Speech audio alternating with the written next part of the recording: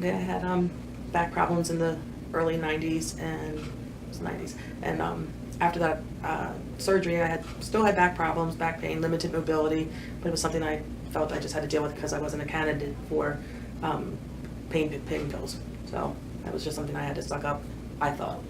So then from there, other little things came up as I was aging, my thyroid, high blood pressure, these other things, insomnia, which caused me to not be able to be up and mobile during the day because I'd have these fallouts. My energy was depleted. I was not a prisoner, but I was just I was committed to my bed more than I was to my family. I was also involved in a motorcycle accident. I had trauma to both wrists, both shoulders, in the chest wall, whiplash neck, concussion, nothing on the lower extremities. That pain has been going on since April 20th of 2016.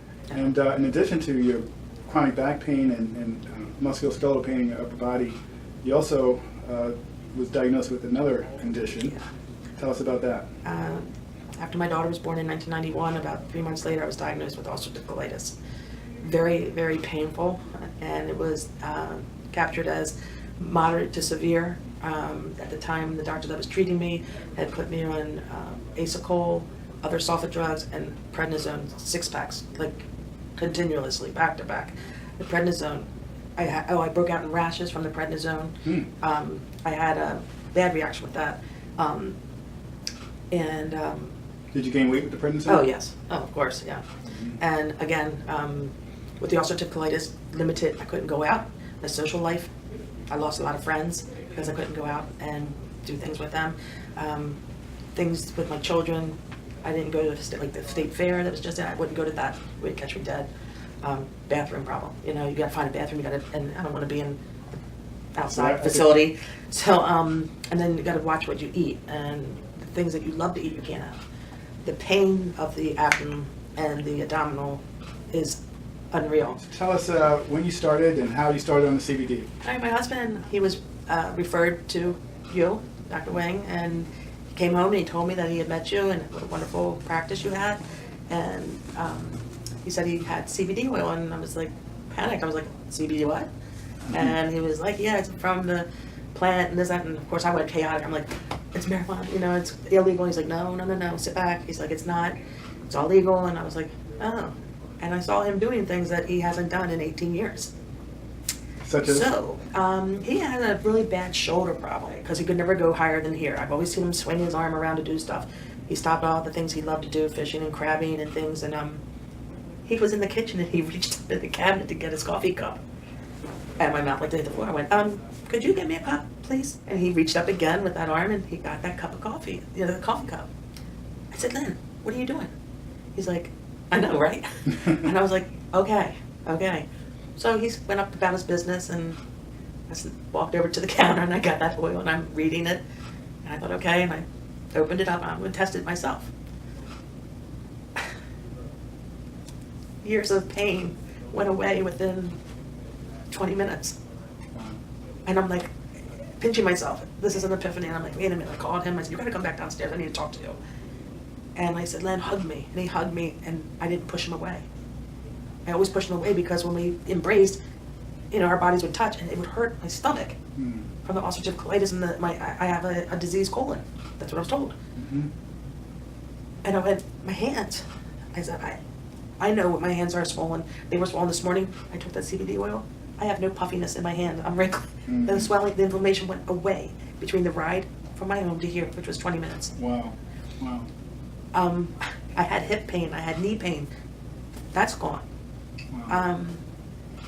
And you're also colitis. Are you having frequent movements? Oh yeah. I haven't had a flare-up, and I was in a flare-up when I took the CBD oil. This is what I don't get, is that I could never get out of this. Yes. Naturally, without the sulfa drugs and without the prednisone, and I don't want them because I read and I know what those do to other parts of your body. And I really felt like I was tweaking out, and I really felt my life was over. I just thought some pretty hardcore stuff, and I was like, I'm just sitting here and being a grandma and a wife that can't do anything. I was watching my husband doing everything. And what can you do now? Oh my gosh. Okay, so the first time ever, I walked my granddaughter to the park, which is right behind our house. It's a good like 20-minute walk. It has a beautiful playground. We went to 2 parks that day. Okay, I couldn't even go to one. Walking to it. We would drive to parks. But I went to 2 parks with her, spent from 1 o'clock until 5:30, 5:45 with her. Sorry. No, that's okay. And then I stayed, I was able to make her dinner. I cooked her food, I got her vegetables together. I sat down, I got to feed my granddaughter. I know she's 3 and she can do it herself, but, and she looked at me, she said, Nina, what happened to you? Oh. And I said, honey, all I can say is I found something that works for me and it's a blessing. I told Lenny, my husband, I'm like, do you realize something? Do you notice something different? Where am I? Where have I been? He said, not home and in bed. He said, you've been gone. And I had this ear-to-ear smile, and I cannot express what has been happening. Wow. It's an epiphany. It's life. I have life.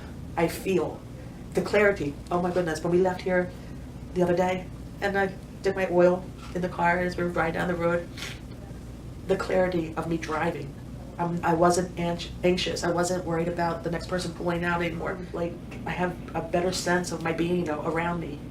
Oh, I'm on target now. I used to work in the medical field. I stopped working because I didn't feel competent enough where I was before I started the regime of pills. Another physician that I was seeing told me, oh, it's going to take you a year to get off your Ambien. You're going to need the inhalers for the rest of your life because you have obstructive airway disease. So I'm like, oh my God, I'm gonna be like my aunt who every 5 minutes, she's on these, puffing on these air. I didn't want to be that, and that was prednisone too, a steroid.